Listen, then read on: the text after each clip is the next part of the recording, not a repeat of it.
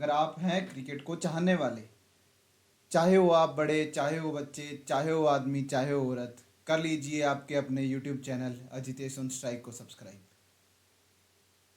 मैं करूँगा यहाँ पर क्रिकेट एनालिसिस, क्रिकेट मैचेस के एनालिसिस, बल्कि हम लेंगे आपके सवाल, आपके व्यूज़, आपके प्रिडिक्शंस, आपका एनालिसिस हमारे इस चैनल का होगा अहम हिस्सा। इस चैनल की पहली वीडियो है, इसलिए इंट्रोडक्शन देना लाजमी हो जाता था। वीडियो में आज जैसे आगे बढ़े उससे पहले मैं आपसे दरख्वास्त करता हूँ, वीडियो को कर लीजिए लाइक एंड शेयर। आप अपने मित्रों को भी शेयर कर दीजिए। अगर आप नहीं है क्रिकेट एंथुसियास्ट तो भी कर दीजिए अपने दोस्तों को, क्या पता आपके दोस्त हो क्रिकेट एंथुसियास्ट। चैनल को कर लीजिए सब्सक्राइब और बेल आइकन ज़रूर दबा लीजिएगा, क्योंकि उसी से आते हैं नोटिफिकेशंस। तो चलिए बात करते हैं आज के एजेंडे की। एजेंडा आज क्रिकेटिंग वर्ल्ड में मात्र एक ही है, वो है बॉर्डर गावस्कर ट्रॉफी। और आज बॉर्डर गावस्कर ट्रॉफी का पहला टेस्ट, और पहला टेस्ट के पहला दिन पर्थ के ओप्टा स्टेडियम में, और पहले दिन की समाप्ति पर इंडिया है टॉप पर। दिन का खेल खत्म होने तक ऑस्ट्रेलिया हो चुका है 67 पर 7 आउट भाई। और भारत 150 पर जरूर सिमट गया था, लेकिन जो भारत का कमबैक है, बड़ा तगड़ा कमबैक है। 67 पर 7, अभी भी ऑस्ट्रेलिया है 83 रन पीछे। और इस तगड़े कमबैक का क्रेडिट किसको जाता है? भारत के तेज गेंदबाजों को, चाहे वो जसप्रीत बुमराह हो, चाहे वो डीएसपी सिराज, और चाहे वो फिर डेब्यूटेंट हर्षित राणा। जसप्रीत बुमराह तो मानो पहली गेंद से लेकर आखिरी गेंद तक बिल्कुल बिल्कुल धाराशाही कर दिया ऑस्ट्रेलिया के बैट्समैनों को।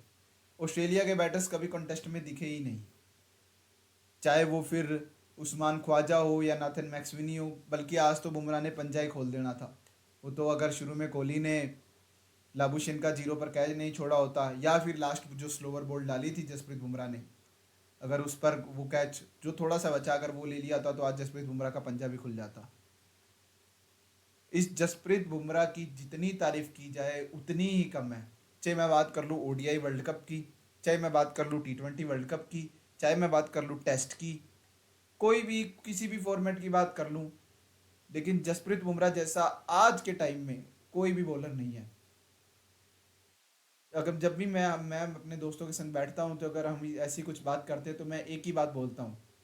जब मुझसे ये सवाल एक बार किसी ने पूछा कि तुझे कोई कंडीशंस नहीं पता है, तुझे कोई स्टेडियम नहीं पता है, तुझे ये नहीं पता है कि कौन सी टीम के अगेंस्ट में मैच है, तुझे ये नहीं पता है कि पिच कैसे करेगी, पिच कैसे खेलेगी, तो कैसा ऐसा कौन सा एक प्लेयर होगा जिसको तू अपनी टीम में देखेगा? तो मैंने सबसे पहला अगर कोई नाम आता है तो वो दिमाग में जसप्रीत बुमराह, आज के टाइम में जसप्रीत बुमराह का नाम आता है। मैं बात करूँ जसप्रीत बुमराह की तारीफ की, तो जितनी तारीफ की जाए उतनी कम है। न केवल आज भारत के भारतीय एक्सपर्ट्स, क्रिकेट एक्सपर्ट्स ने तारीफ की, बल्कि ऑस्ट्रेलिया के ब्रेट ली, पाकिस्तान के वसीम अकरम ने भी काफ़ी तारीफ के पुल बांधे। वसीम अकरम ने तो ये कहा कि Jasprit Bumrah is the best bowler in the world cricket आज के टाइम पर। At the time Jasprit Bumrah से बेहतरीन बॉलर कोई भी नहीं है। और ब्रेटली ने बोला one of the best spell, one of the best spell in the recent time. Test cricket का उन्होंने ऑस्ट्रेलिया के अंदर, और रिसेंट टाइम में देखा जाए तो उन्होंने जसप्रीत बुमराह को one of the best spell, Jasprit Bumrah के स्पेल को वन ऑफ द स्पेल बताया, बेस्ट स्पेल बताया। जसप्रीत बुमराह, मानो ये बंदा भाई अकेला ही काफ़ी है। T20 वर्ल्ड कप में 30 बॉल पे 30 रन चाहिए हो तब मैच जितवा देता है। ओडीआई वर्ल्ड कप में पूरे वर्ल्ड कप विकेट ही विकेट लेता गया। अगर एवरेज, इसकी एवरेज भाई 20.17, इससे ऊपर सिर्फ एक बॉलर है, बताओ। आज के टाइम में इसकी 44 मैचों में 170 से ज़्यादा विकेट हो गई है, कोई आसपास भी नहीं है।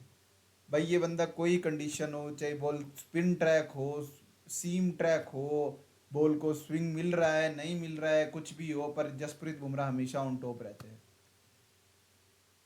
गजब, गजब का गेंदबाज है। लेकिन जसप्रीत बुमराह का साथ निभाया डीएसपी सिराज ने। डीएसपी, हाँ बिल्कुल, अब तो उनको सब डीएसपी सिराज ही बोलने लगे हैं। पीछे डिस्प्ले में भी देखो, नज़र आ रहा होगा कि डीएसपी सिराज ने आज दो बंदों को गिरफ्तार कर लिया। पहला मानस लाबुशेन। मानस लाबुशेन तो यहाँ पे उल्टा हो गया, लोगों को तेज गति की गाड़ी चलाने पर गिरफ्तार किया जाता है, यहाँ पर मानस लाबुशेन कुछ ज़्यादा ही धीमे खेल रहे थे इसलिए उनने उसको सज़ा सुना दी और गिरफ्तार कर लिया। और दूसरी विकेट थी मिच मार्श की। तो पहला स्पेल में थोड़े हल्के से फीके नज़र जरूर आए थे सिराज, लेकिन दूसरे दूसरे स्पेल में तो मानो बस कोई आसपास भी नहीं था उनके। हर्षित राणा डेब्यूटेंट, उम्मीद से ज़्यादा अच्छा प्रदर्शन।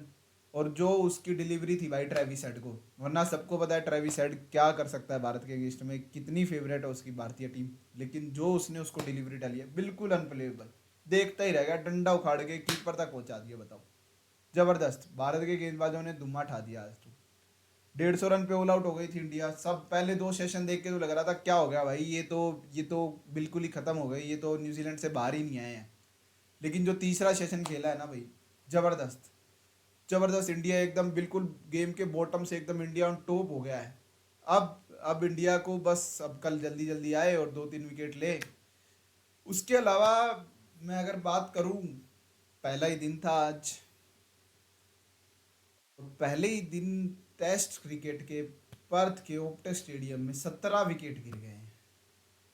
अगर ये होती पिच सब कॉन्टिनेंट की, भारत की, पाकिस्तान में, श्रीलंका में, बांग्लादेश में, तो अब तक तो भाई शोर मचा देना था सबने कि एक ही दिन में 17 टेस्ट विकेट गिर गई, 17 विकेट गिर गई हैं, ये कैसी पिच है, ये कैसे, क्या अब कोई बोलेगा? क्या अब किसी ने पूछा कि 17 विकेट्स क्यों गिर गई हैं? पहले ही दिन 17 विकेट गिर गई है, क्या पिच इतनी अनप्लेबल हो गई है, या पिच का था, या बैटर्स की गलती थी, क्या था? ऐसा मुझे लगता है कि पिच उतनी भी टफ नहीं थी। बाउंस थोड़ा जरूर था, एक्स्ट्रा बाउंस था, थोड़ा पेस भी एक्स्ट्रा था, पर 17 विकेट्स गिर जाए, इतनी ये टफ विकेट अभी भी नहीं है। और हम तो वैसे भी पिच को लेकर कोई कंप्लेंट नहीं करते हैं, चाहे पहले दिन 15 विकेट गिर जाए या बिल्कुल ही अनप्लेबल हो जाए या ऐसा कुछ हो जाए, हम हमें जो मिलता है ये अंग्रेजों को, ये इधर विदेशी खिलाड़ियों को, विदेशी एक्सपर्ट्स को ये सीखना होगा कि वे बार जाके ये पिच के बारे में कंप्लेंट न करें। जैसी पिच मिलती है, अरे भाई दोनों टीमों के पास ही तो 20 विकेट है, तुम लो 20 विकेट, वो तुम खेलो, बस ऐसे ही होना चाहिए। तो ये पिच के बारे में कंप्लेंट्स करना अब बंद कर दें। और बात करें ऑस्ट्रेलिया की बैटिंग की, भारत ने तो अच्छी गेंदबाजी की ही, लेकिन ऑस्ट्रेलिया ने भी पुअर बैटिंग करी। जो स्टीव स्मिथ को भाई, वाह वाह वाह, जसप्रीत बुमराह ने जो पहली गेंद पर ही एलबीडब्ल्यू आउट किया, आ हा, जबरदस्त। क्या नाथन मैक्सविनी, क्या स्टीवन स्मिथ, क्या उस्मान ख्वाजा, क्या ट्रेविस हेड, जबरदस्त गेंदबाजी। लेकिन वहीं ऑस्ट्रेलिया का निराशाजनक, ऑस्ट्रेलिया अपने घर में खेल रहा है स्टेडियम में, जहाँ पे पर्थ के ओप्टा स्टेडियम में 4 टेस्ट मैच खेले और चारों जीते हैं, उसके बावजूद पहले ही दिन इतना खराब प्रदर्शन बेहद निराशाजनक है।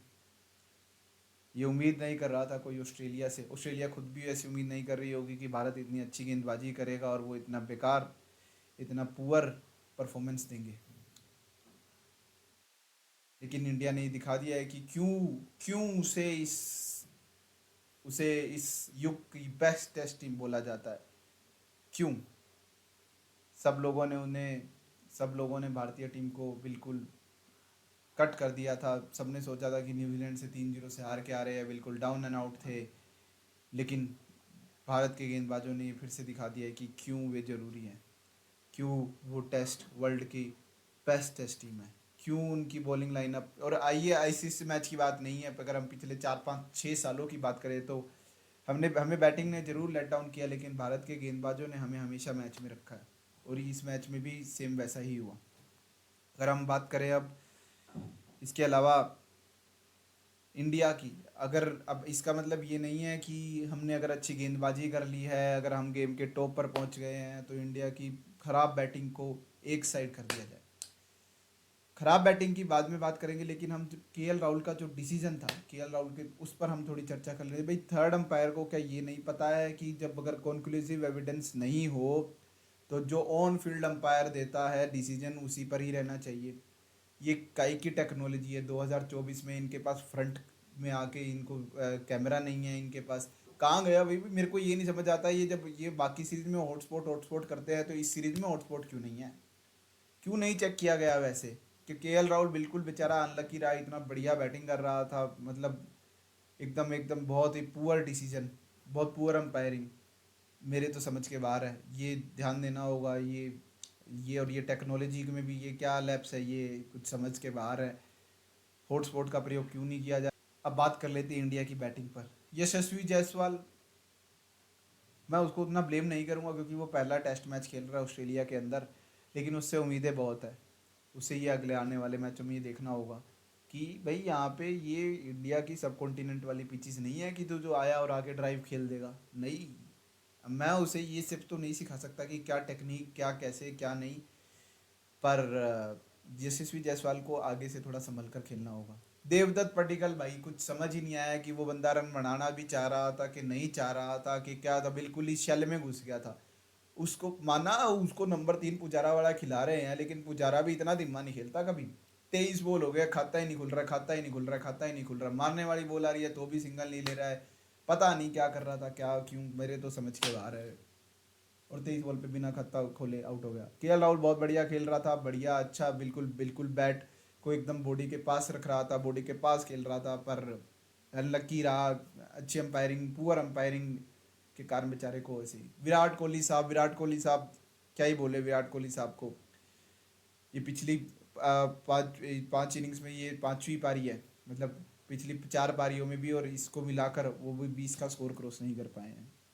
थोड़ा पर मैं विराट कोहली को कभी भी आउट नहीं कर सकता हूँ, मतलब आउट पिक्चर से आउट नहीं कर सकते, क्योंकि विराट कोहली ऑस्ट्रेलिया में सबसे ज़्यादा, आज अपनी टीम में सबसे ज़्यादा एक्सपीरियंस बैटर है, और मुझे लगता है कि वो आने वाले मैचेस में अच्छा खेलेंगे। उसके अलावा भाई ऋषभ पंत और ऑस्ट्रेलिया, पता नहीं, बहुत ही लगता है पुराना नाता है कोई। जैसे ही सामने ऋषभ पंत को ऑस्ट्रेलिया दिखती है, वैसे ही ज़बरदस्त करने, ज़बरदस्त परफॉर्मेंस आती है।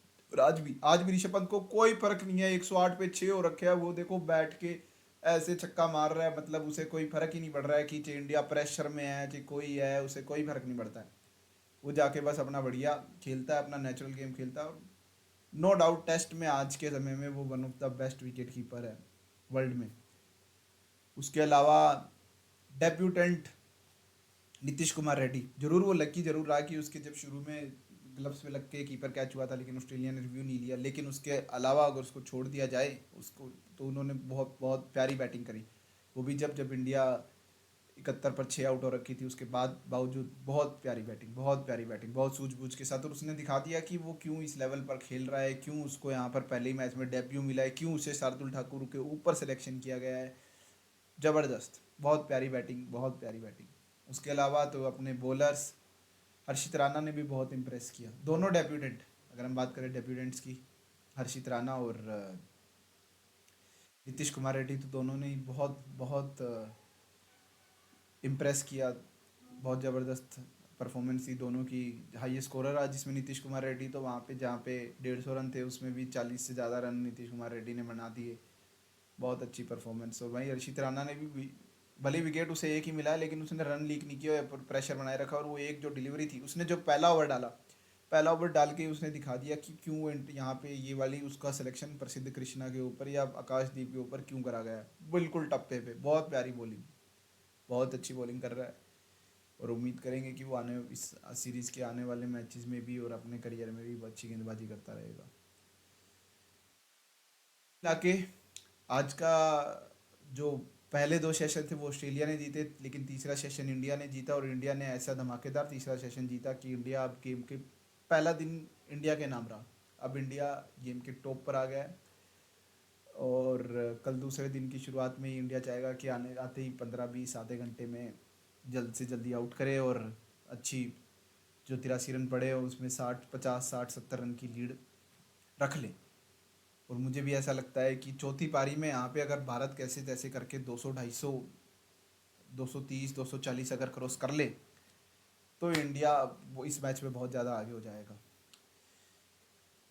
के साथ साथ कल बस मेरा ऐसा मानना है कि कल सुबह आते ही इंडिया की यही प्लानिंग होगी कि जल्दी जल्दी करे, और अब इंडिया को आगे सूझबूझ के साथ बैटिंग करनी पड़ेगी। वहीं ऑस्ट्रेलिया सोचेगा कि जितना जो डेंट पड़ा है अभी, जितना कर सकते हैं उतना कम करे, जितना वो ट्रेल कर रहे हैं उससे कम करे, और आके अच्छी गेंद इस पिच पर बैटिंग करना आसान नहीं होगा। लेकिन पिच उतना भी ख़राब नहीं है कि आप 150 पे ऑल आउट हो जाओ, आप ये 67 पे 7 है ऐसे हो जाओ। थोड़ी सूझबूझ के साथ बैटिंग करनी पड़ेगी। करके दिखाई नीतीश कुमार रेड्डी ने, करके दिखाई ऋषभ पंत ने दिखाई। केएल राहुल भले ही 26 पे आउट हो गया, लेकिन केएल राहुल जब तक खेल रहा था बहुत ज़बरदस्त खेल रहा था। मेरे हिसाब से तो अब इंडिया हार नहीं सकती है, हार तो सकती है मतलब अनलेस अनटिल कुछ बहुत ही बड़ा कुछ ना हो जाए। अभी इंडिया ऑन द टॉप और इंडिया को यहाँ से ही मैच हारना भी नहीं चाहिए। मैं अपनी पहली वीडियो भी जल्दी डालने वाला था, लेकिन कुछ तकनीकी कारणों के कारण नहीं डाल पाया। लेकिन मैंने उसमें प्रेडिक्शन भी किया है कि ये सीरीज़ 2-2 से ड्रॉ रहेगी। मैं अपनी प्रेडिक्शन अभी दे रहा हूँ कि तो 2-2 से रहेगी और एक टेस्ट मैच ड्रॉ रहेगा। और जिसमें मैंने पर्थ स्टेडियम में ओप्टा स्टेडियम में पर्थ के ओप्टा स्टेडियम में भारत को जीतते हुए ऐसी प्रेडिक्शन मैंने उस वीडियो में दी थी, लेकिन कुछ तकनीकी कारणों के कारण मैं उस वीडियो को अपलोड नहीं कर पाया हूँ। तो उम्मीद करता हूँ कि आपको ये वीडियो पसंद आई होगी, एनालिसिस पसंद आया होगा। कमेंट बॉक्स में अपनी राय ज़रूर दें, कहाँ मैं इम्प्रूव कर सकता हूँ, क्या भारत की रणनीति होनी चाहिए, क्या रिज़ल्ट रहेगा इस मैच का, क्या कौन आखिर उभरेगा, क्या ऑस्ट्रेलिया भी अब ये मैच जीत सकती है। वीडियो को लाइक करना ना भूलें, चैनल को सब्सक्राइब करना ना भूलें, शेयर ज़रूर करना। Thank you so much. Good night. जय हिंद, जय भारत।